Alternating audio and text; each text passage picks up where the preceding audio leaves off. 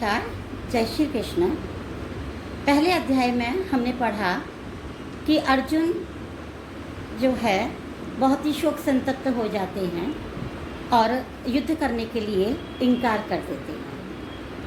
अब हम श्रीमद् भागवत के गीता के दूसरे अध्याय, जिसका नाम है गीता का सार, उसके विषय में जानकारी प्राप्त करते हैं। जब अर्जुन बहुत ज़्यादा दुखी हो गया था और आपको बताया था कि उसने युद्ध करने से मना कर दिया, तो ये बात संजय धृतराष्ट्र को बताते हैं कि जब अर्जुन ने युद्ध करने से इनकार कर दिया तो कृष्ण भगवान अर्जुन से कहते हैं कि अर्जुन, तुम ऐसा सोच भी कैसे सकते हो, तुम युद्ध से इनकार कर भी कैसे सकते हो, क्योंकि युद्ध तो क्षत्रिय का गुण है, क्षत्रियों का धर्म है। अगर तुम ये सोचते हो कि युद्ध छोड़कर चले जाओगे तो दुर्योधन और तुम्हारे सारे कौरव के भाई वगैरह सब खुश हो जाएंगे, तुम्हारी तारीफ करेंगे, तो कोई ऐसा नहीं कहेगा। सब कहेंगे वो कायर था, युद्ध को छोड़ के भाग गया। इसलिए हे कुंती पुत्र अर्जुन, तुम युद्ध के लिए तैयार हो जाओ। जिसके लिए फिर अर्जुन कहते हैं कि हे भगवान, आप ही बताइए कि मैं भीष्म के ऊपर कैसे बाण चलाऊं, मैं गुरु द्रोण के ऊपर कैसे हथियार चलाऊं।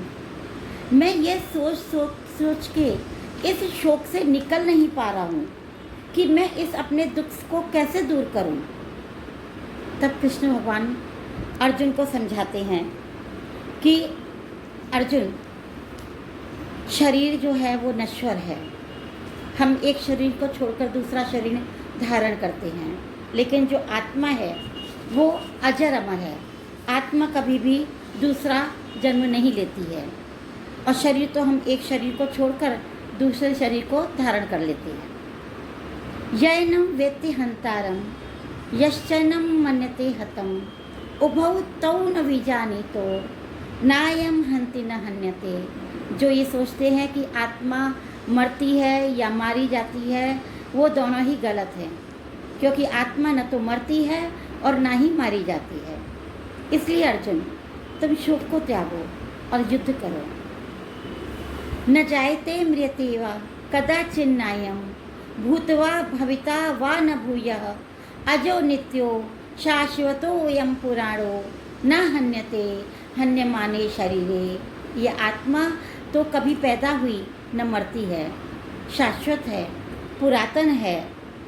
इसलिए अर्जुन, तुम युद्ध करो, युद्ध के लिए तैयार हो जाओ, क्योंकि वासांसी जीर्णानि यथा विहाय।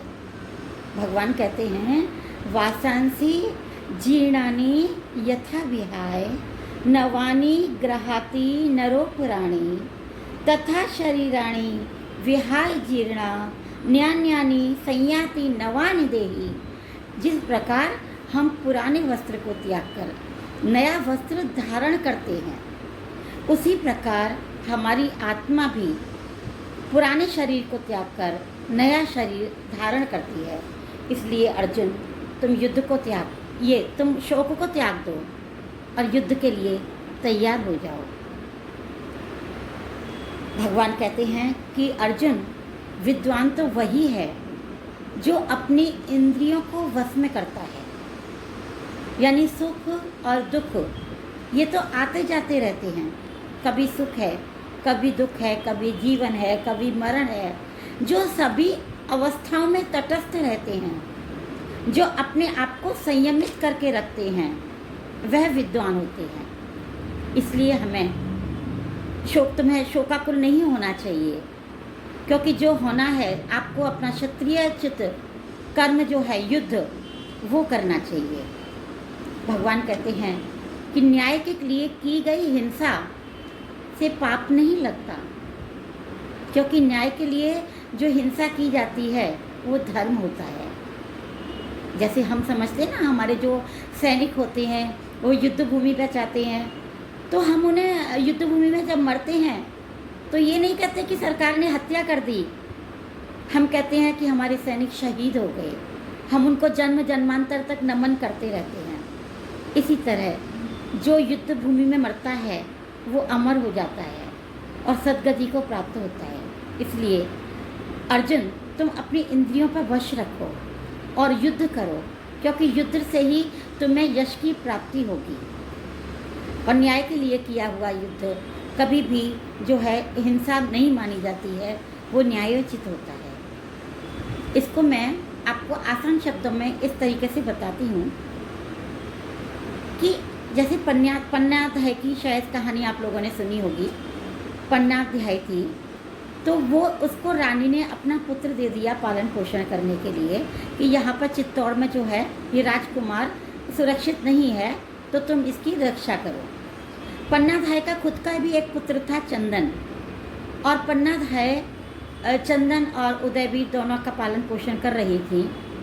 तो एक दिन जब उसने देखा कि जो उसके उदयवीर के पिता के जो चचेरे भाई थे वनवीर, वो महाराणा विक्रमादित्य की हत्या करके उदयवीर की हत्या करने आ रहे हैं, तो जैसे ही उनको मालूम पड़ा वैसे ही उन्होंने उदयवीर को उठाकर छुपाकर जूठी पत्तलों में और चंदन को यानी अपने बेटे को उसकी राजकुमार की सैया पर सुला दिया।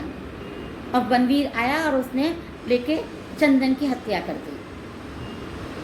अब आप सोचो कि जानबूझकर माँ ने अपने बेटे की हत्या करवा दी तो उसे तो पाप लगना चाहिए, लेकिन हम पन्नाध्याय तो इतिहास में अमर हो गई, क्योंकि उसने अपने राज्य के लिए अपने बेटे की बलि दे दी। अपना बेटा जो अपने तन से पैदा होता है, जो प्राणों से ज़्यादा प्यारा होता है, तो उसे हत्या का पाप नहीं लगा, इतिहास ने उसे अमर कर दिया। इसलिए हमें जब जहाँ पर उचित काम हो वहाँ पर करना चाहिए। हिंसा अगर न्यायोचित है तो उससे पाप नहीं लगता है, और हमें अपनी इंद्रियों को वश में रखना चाहिए। यानी ये नहीं कि ज़्यादा सुख आया तो हम ज़्यादा सुखी हो गए, बहुत दुख हुआ तो हमें दुखी हो गए। ये तो संसार का चक्र है, कोई दुख भुगत रहा है, कोई तो सुख भुगत रहा है। तो हमें ईश्वर जाहि विधि राखे राम ताहि विधि रही है। जिस प्रकार परमपिता परमेश्वर हमें रखते हैं उसी प्रकार रखना चाहिए, और हमें कर्म करते रहना चाहिए। कर्मण, गीता में यह भी कहा है दूसरे अध्याय में ही कि कर्मणेवाधिकारस्ते मा फलेषु कदाचन। कर्म करो, फल की इच्छा मत करो। कर्म अच्छा होगा तो फल अच्छा ही मिलेगा, और कर्म बुरा होगा तो फल बुरा मिलेगा। इसलिए सत्कर्म करने की कोशिश करो, अपनी इंद्रियों को वश में रखो और तटस्थ रहो, और जो आपका कर्म है, जो न्यायोचित व्यवहार है, वो व्यवहार करो। ये गीता के दूसरे अध्याय में हमें बताया गया है। जय श्री कृष्ण। वैसे तो गीता एक बहुत बड़ा विज्ञान है, लेकिन जो सार जो है उसको बहुत ही कम शब्दों में मैं जो है उनका बखान करती हूँ। तो जो भी अगर कुछ गलती हुई हो तो जो मेरे महापुरुष हैं वो मुझे क्षमा करें। मेरा उद्देश्य बस ये है कि मेरी युवा पीढ़ी जो है वो आसान भाषा में इस गीता के सार को समझ सके, उसके उद्देश्य को समझ सके। मैं आपकी आभारी रहूँगी। जय श्री कृष्ण।